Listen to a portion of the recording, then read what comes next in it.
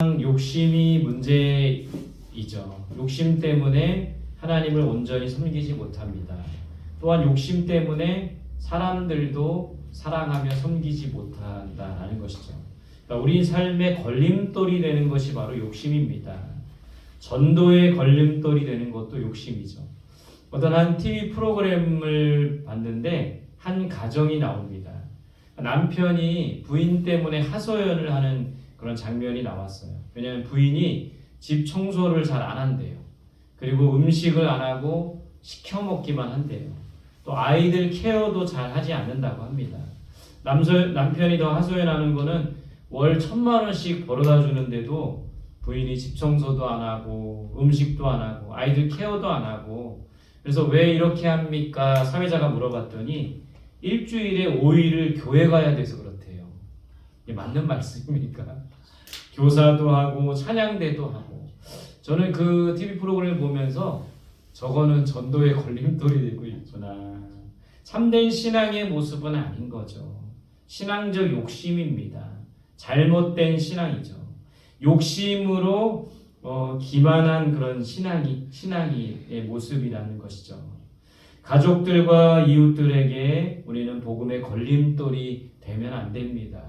우리의 욕심을 버리고 우리 하고 싶은 것을 버리고 오히려 가족과 또 이웃을 섬기는 마음을 가질 때 진정한 우리의 신앙이 모습이 빛을 발할 수 있다는 것이죠. 오늘 말씀 제목처럼 욕심을 버리고 전도하는 것도 또 섬기는 것도 봉사하는 것도 중요하지만 그 안에 욕심이 가득하면 전혀 그들에게 이것이 복음의 빛을 나타낼 수가 없다라는 것을 생각하며 욕심을 버릴 수 있는 오늘 이 저녁이 될 수 있기를 바랍니다.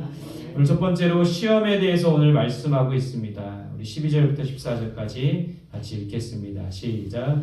시험을 참는 자는 복이 있나니 이는 시련을 견디는 일인 자가 주께서 자기를 사랑하는 자들에게 약속하신 생명의 면류관을 얻은 것이기 때문이라. 사람이 시험을 받을 때에 내가 하나님께 시험을 받는다 하지 말지니 하나님은 아비에서 시험을 받지도 아니하시고 친히 아무도 시험하지 아니하시니라. 오직 각 사람이 시험을 받는 것은 자기 욕심에 끌려 미혹됨이니. 지난 시간에 제가 여러분들과 함께 나눈 내용은 오늘 성경에서는 3가지 시험을 말하고 있습니다. 첫 번째는 시련이죠. 시련. 고난입니다. 두 번째 시험은 테스트예요.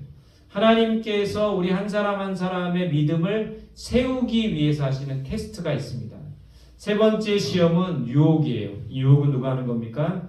마귀가 우리를 넘어뜨리기 위해서 하는 시험. 그래서 성경에서 말하는 시험은 3가지입니다. 시련과 테스트와 유혹. 근데 오늘 이 말씀에서는 어떤 부분을 이야기하고 있는 겁니까? 첫 번째 보시면 시험을 참는 자가 복이 있다. 여기서 말하는 시험은 뭘까요? 시련이라는 거예요. 고난이라는 겁니다. 약속하신 그런 사람은 시련을 잘 참는 자는 복이 있는데 약속하신 생명의 면류관을 얻는다고 되어 있습니다. 이 생명의 면류관이 뭡니까? 끝까지 믿음을 지키는 자에게 주시는 영원한 생명이라는 겁니다.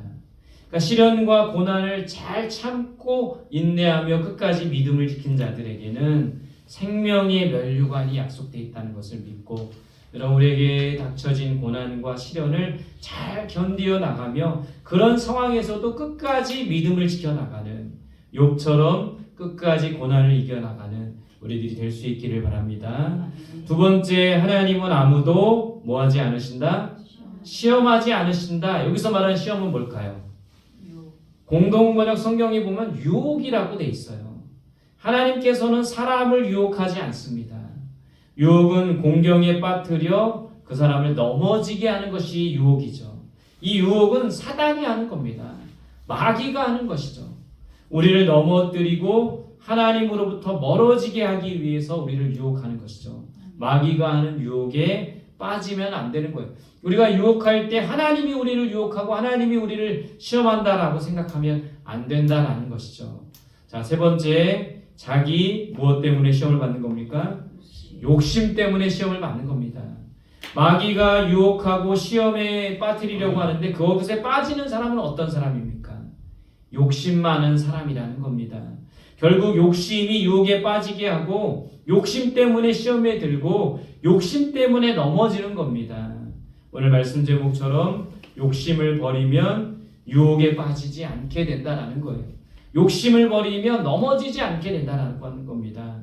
저와 여러분들이 그런 사람들이 될 수 있기를 바랍니다. 오늘 말씀에서는 욕심의 결과에 대해서 말하고 있습니다. 15절 같이 봅시다. 시작. 욕심이 잉태한즉 죄를 낳고 죄가 장성한즉 사망을 낳느니라. 자, 첫 번째 보시면 욕심이 뭐 한다고요? 잉태한다. 왜 오늘 이 욕심이 잉태한다라고 표현했을까요? 잉태라는 말은 결합의 의미가 있습니다. 욕심과 내가 결합한다라는 거예요. 산모가 여러분 아이를 잉태하면 어떻게 됩니까? 아이와 산모는 그때부터 하나가 되는 거예요. 한 몸이 되는 거예요. 아이로부터 엄마의 그런 영양분을 아이가 먹게 되고 탯줄이 연결돼 있어서 엄마가 먹는 거 아이가 먹고 엄마가 숨 쉬는 거 아이가 쉬게 되고 엄마가 생각하는 거 아이가 생각하게 되고 엄마가 말하는 거 아이가 말하고 그래서 태교가 중요하다라고 말하잖아요. 여러분 욕심이 잉태한다는 거는 욕심이 우리와 하나 되어서 결합한다라는 겁니다. 근데 여러분 산모가 잉태하면 산모는 아이 중심으로 가게 되죠. 우리가 욕심이 우리 안에 잉태하면 욕심이 나를 이끌고 욕심이 나를 지배하게 된다라는 거예요. 그래서 욕심이 잉태하지 않도록 해야 된다라는 겁니다. 두 번째 욕심이 잉태하면 뭐를 낳습니까? 죄를 낳게 된대요. 결국에 욕심이 죄를 낳는 겁니다. 죄의 뿌리는 욕심이라는 거예요. 어떤 욕심입니까? 탐욕, 성욕, 물질욕, 인정욕, 질투욕 이런 욕심들이 결국엔 죄를 낳아서 살인이나 강간이나 폭행이나 사기나 왕따나 미워함 이 많은 죄를 낳는 것이 바로 이 욕심이 잉태하여 죄를 낳게 된다는 것이죠. 자, 세 번째는 죄가 장성하여 뭘 낳는다? 사망을 낳는다는 거예요. 결국에 죄가 자라면 뭐 어떻게 되는 겁니까? 죽는 거예요. 근데 여기서 말하는 죽는다는 것은 어떤 의미가 있습니까? 우리의 영이 죽는 거죠. 하나님과의 관계가 끊어지는 겁니다. 사람과 사람과의 관계도 끊어지는 거예요. 욕심이 잉태하지 못하도록 죄가 자라지 못하도록 해야 합니다. 욕심이 잉태하여 죄를 낳지 않도록 우리는 끊임없이 우리 안에 욕심을 제거해야 되고 죄를 제거해야 합니다. 마치 뭐처럼요? 잡초를 뽑는 것처럼. 여러분 잡초를 한번 뽑으면 끝납니까? 끝나지 않아요. 우리 교회 앞에도 여기 조그마한 여기 문턱 밑에 잡초들이 계속 납니다. 제가 청소할 때 바깥 청소할 때 뽑은데도 좀 있으면 또 나요. 여러분 우리 죄가 이와 같은 거예요. 죄를 뽑지만 또 죄가 역시 잉태하고 욕심이 잉태하고 죄를 낳게 된다는 것이죠. 여러분 이 죄를 우리는 처리해야 됩니다. 뭐처럼요? 쓰레기통 비우는 것처럼. 우리 매주 이렇게 쓰레기통 치우지만 또 저 비우면 어떻게 됩니까? 또 차는 거예요. 우리 안에 있는 죄가 그런 겁니다. 하나님 앞에 나와 죄를 버리고 회개하지만 또 자라는 게 죄고 또 채워지는 게 죄악이라는 겁니다. 그럼 어떻게 해야 됩니까? 계속 비워야 되는 거죠. 계속 뽑아야 되는 거죠. 날마다 욕심과 죄를 버리고 깨끗함을 입고 정결케 되는 우리 모두가 될 수 있기를 바랍니다. 오늘 말씀에서는 속히 하고 더디할 것에 대해서 가르치고 있습니다. 19절 20절 같이 봅시다. 시작. 내 사랑하는 형제들아 너희가 알지니 사람마다 듣기는 속히 하고 말하기는 더디하며 속내기도 더디하라. 사람이 속내는 것이 하나님의 의를 이루지 못함이라. 첫 번째 뭐는 속히 하라? 듣기는 속히 하라. 듣는 것을 속히 하라. 이거 무슨 의미입니까? 빨리 들으라는 겁니까? 잘 들으라는 뜻입니다. 상대방의 말에 빨리 귀를 기울여 적극적으로 그 말을 듣고 받아들이라는 의미가 담겨 있습니다. 여러분 우리는 듣는 것에 빨라야 돼요. 특별히 하나님의 말씀을 잘 들어야 합니다. 기도도 여러분 말하는 기도만이 아니라 듣는 기도를 해야 돼요. 우리가 말만 많이 하고 기도의 자리에 떠날 것이 아니라 듣는 기도를 해야 합니다. 또한 사람들의 말도 잘 들어야 돼요. 그걸 경청이라고 하죠. 여러분 우리가 듣는 것을 속히 하는 상대방의 말에 잘 귀를 기울이고 들으며 하나님의 말씀에 잘 귀를 기울이고 듣는 것을 잘하며 속히 하는 우리 모두가 될 수 있기를 바랍니다. 두 번째, 뭐는 더디하라? 말하기는 더디하라. 이게 무슨 말입니까? 말을 천천히 신중하게 하라는 의미가 담겨 있어요. 생각하고 분별하고 절제해서 말하라는 겁니다. 급하게 말하다가 실수하는 겁니다. 급하게 말하다가 상처 줄 때가 있는 거예요. 그래서 듣기는 속히 하고 말하기는 더디하라. 여러분, 우리도 대화하고 사람들에게 말할 때 빨리 말하고 싶을 때 있지 않습니까? 저 말을 해줘야 되는데 또 이렇게 말해야 되는데 그때 조금 더 신중하게 생각하고 더디 말할 때 상처를 주거나 실수하지 않게 된다라는 것이죠. 그래서 우리 시편 기자는 입에 파수꾼을 세워달라고 그렇게 말하고 있는 겁니다. 자, 세 번째, 뭐 하는 것도 더디하라? 성내는 것도 더디하라. 화내는 것도 더디해야 합니다. 화가 나면 화를 좀 삭히고 다스려야 돼요. 오늘 성내는 것을 더디하라 이 말은 화내지 말라는 말이 아니에요. 여러분, 사람이 화를 안 내면 어떻게 됩니까? 화병 걸려요. 그죠? 근데 화내지 말라는 말이 아니라 화를 좀 늦추라는 거예요. 금방 100만큼의 화를 낼 거를 좀 늦추고 조금 약화시켜서 적게 내라는 겁니다. 좀 늦추라는 거예요. 성내는 것이 하나님의 의를 이루지 못한다고 돼 있어요. 하나님의 뜻을 이루지 못. 우리가 살아가면서 분내고 화낼 때 정말 하나님의 뜻을 거스리고 하나님의 뜻을 망치는 경우가 있다는 겁니다. 이 교회 공동체 안에서 하나님의 뜻이 이루어져야 되는데 우리가 분내고 화내면 그 하나님의 뜻을 이룰 수가 없는 거예요. 가정에서도 마찬가지입니다. 가정에서도 우리가 화목하게 하고 서로 사랑하며 존중하며 섬겨야 되는데 화내고 내 분을 그대로 쏟아놓게 되면 이 가정을 향한 하나님의 뜻을 이룰 수가 없는 거예요. 하나님의 사랑을 이룰 수가 없고 관계를 망치고 평화를 깨트리게 된다는 것이죠. 말하는 것과 성내는 것을 더디하고 더 듣기를 속히 하는 우리들이 될 수 있기를 바랍니다. 오늘 마지막 말씀에서는 참된 경건에 대해 말하고 있습니다. 우리 27절 같이 봅시다. 시작. 하나님 아버지 앞에서 정결하고 더러움이 없는 경건은 곧 고아와 가부를 혼란 중에 돌보고 또 자기를 지켜 새 속에 물들지 아니하는 그것입니다. 오늘 쭉 말씀 쭉에 뭐 욕심에 대해서 시험에 대해서 성내지 말라 이런 거에 대해 얘기하다 갑자기 왜 경건이 나오는 걸까요? 경건은 사실 우리 27절 앞에 보면 첫 번째 경건은 뭐라고 말하고 있습니까? 자기 뭐를 제어하는 거래요? 혀를 제어하는 거라고 말하고 있습니다. 참된 경건은 자기 혀를 제어하는 거래요. 여러분, 경건이라는 것은 말과 연관이 있습니다. 또 욕심과도 연관이 있어요. 참된 경건은 자기 혀를 제어하는 거라고 합니다. 결국 말하는 것을 잘 통제할 때 경건할 수가 있는 것이죠. 아무 말이나 하지 않는 겁니다. 우리는 선한 말, 은혜로운 말, 지혜로운 말, 덕스러운 말을 해야 돼요. 그래서 내 입술에 파수꾼을 세우소서. 막 하고 싶은 말, 쏟아놓고 싶은 말을 하는 것이 아니라 혀를 제어해야 합니다. 하나님께서 우리 입술에 파수꾼을 세워주셔서 걸을 수 있어야 된다는 거예요. 아무 말이나 쏟아놓지 말고 선한 말, 은혜로운 말, 지혜로운 말, 덕을 세우는 말, 그런 말을 할 수 있는 사람이 경건한 사람이라는 거예요. 우리 모두가 그런 자들이 될 수 있기를 바랍니다. 두 번째, 참된 경건은 뭐라고 말합니까? 고아와 가부를 환난 중에 돌보는 거라고 말하고 있어요.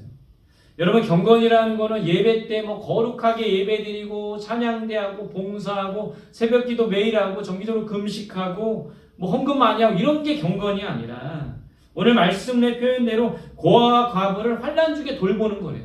그러니까 우리의 진정한 경건은 예배 가운데만 나타나는 것이 아니라 우리의 삶의 현장에 경건의 모습이 나타난다라는 겁니다. 고아와 가부, 이스라엘의 3대 약자죠. 고아와 가부 또 한 사람 누가 있습니까? 나그네. 그러니까 우리 삶 속에 가난하고 약하고 소외되고 힘없는 자를 어려울 때 돌보는 것이 진정한 경건이라고 말하고 있어요.